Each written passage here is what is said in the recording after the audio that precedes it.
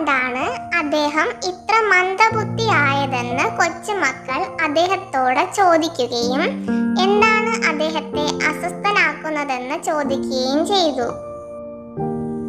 ജോ പറഞ്ഞു, പ്രിയപ്പെട്ട മക്കളെ, എൻ്റെ ജീവിതത്തിൽ എനിക്ക് ലഭിച്ച ഏറ്റവും വിലയേറിയ വാച്ച് എനിക്ക് നഷ്ടപ്പെട്ടു.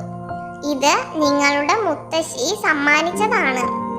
വീട് വൃത്തിയാക്കുന്നതിനിടെ എനിക്ക് അത് നഷ്ടപ്പെട്ടു. എൻ്റെ ഹൃദയം നഷ്ടപ്പെടുന്നതായി എനിക്ക് തോന്നുന്നു. ജോ കരയുകയായിരുന്നു. കുട്ടികൾ അവന് വേണ്ടി വാച്ച് തിരയാമെന്ന് വാഗ്ദാനം ചെയ്തു.